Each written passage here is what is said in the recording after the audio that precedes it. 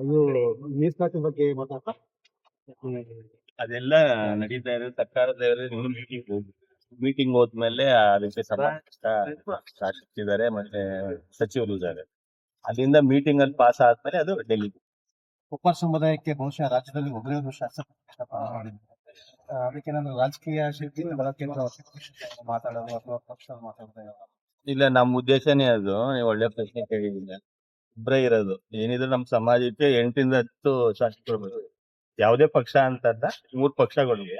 3 ಪಕ್ಷದಲ್ಲಿ ಅಲ್ಲಿ ಯಾವ ಏರಿಯಾದಲ್ಲಿ ಯಾವ್ಯಾವ ಸಾಧ್ಯತೆ ಇದೆ, ಯಾರ್ಯಾರು ಅಲ್ಲಿ ಸಮಾಜ ಸೇವೆ ಮಾಡಿದ್ರೆ ಅಂತವ್ರನ್ನ ಹುಡುಕಿ ನಮ್ಮ ಸಮಾಜಕ್ಕೆ ಮಿನಿಮಮ್ 8ರಿಂದ 10 ಸೀಟ್ ಕೊಡ್ಬೇಕು ಸರ್.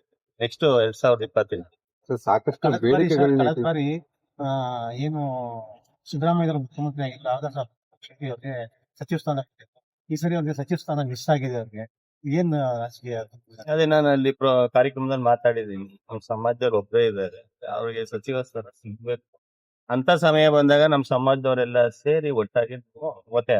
ತಾವು ಯಾವ ಕ್ಷೇತ್ರದಲ್ಲಿ ಆಗ್ತದೆ? ನಾನಿನ್ನೂ ಅದು ಡಿಸೈಡ್ ಮಾಡಿಲ್ಲ. ನಾವೀಗ JDS ಅಲ್ಲಿ ಇರೋದ್ರಿಂದ JDS ಬಿಜೆಪಿ ಒಂದಾಗಿದೆ. ಮುಂದಿನ ದಿನದಲ್ಲಿ ಅಲ್ಲೇ ಇರ್ತೀನಿ ಅಂತ.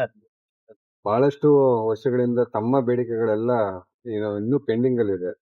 ಯಾವ ರೀತಿ ಬೇಡಿಕೆಗಳು ಯಾವ ರೀತಿ? ನನ್ಗೀಗ ಹಿರಿಯವರಾದ GT ದೇವೇಗೌಡರು ಇದ್ದಾರೆ, ಅವರು ನಾವು ಕೂತಿ ಡಿಸೈಡ್ ಮಾಡಿ ಒಂದು ಫೈನಲ್ ಮಾಡ್ತೀವಿ. ಇನ್ನೊಂದು ವರ್ಷದಲ್ಲಿ ಮಾಡ್ತೀವಿ.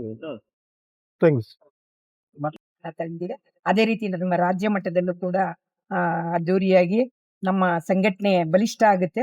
ಮತ್ತೆ ನಾನು ಒಂದೇ ಮಾತನ್ನ ಕೇಳ್ಕೊಳ್ಳೋದು, ಪಕ್ಷಾತೀತವಾಗಿ ಎಲ್ಲ ಮುಖಂಡರುಗಳಲ್ಲಿ ನನ್ನ ಮನವಿಯನ್ನ ಸಲ್ಲಿಸೋದೇನಪ್ಪಾ ಅಂದ್ರೆ, ನಮ್ಮ ಸಮಾಜದ ಏನೋ ಒಂದು 40ರಿಂದ 50 ಲಕ್ಷ ಜನಸಂಖ್ಯೆಯನ್ನ ಹೊಂದಿರತಕ್ಕಂತ ನಮ್ಮ ಸಮುದಾಯಕ್ಕೆ ಏನೋ ಒಂದು SC ST ಆದ್ರೂನು ಒಂದು ಶೈಕ್ಷಣಿಕವಾಗಿ, ಸಾಮಾಜಿಕವಾಗಿ, ರಾಜಕೀಯವಾಗಿ ಒಂದು ಮುಂದೆ ಬರುವಂತ ನಿಟ್ಟಿನಲ್ಲಿ ಆ ಒಂದು ನಮ್ಮ ಸಮುದಾಯವನ್ನ ಎತ್ತಿಡಿಯುವಂತ ಕೆಲಸವನ್ನ ರಾಜ್ಯದ ನಾಯಕರು ಮತ್ತೆ ರಾಷ್ಟ್ರೀಯ ನಾಯಕರು ಮಾಡ್ಕೊಡ್ಬೇಕು ಅಂತ ನಾನು ಎಲ್ಲ ಸಮುದಾಯದ ಪರವಾಗಿ ಕೇಳಕ್ ಇಚ್ಛೆ ಪಡ್ತೇನೆ.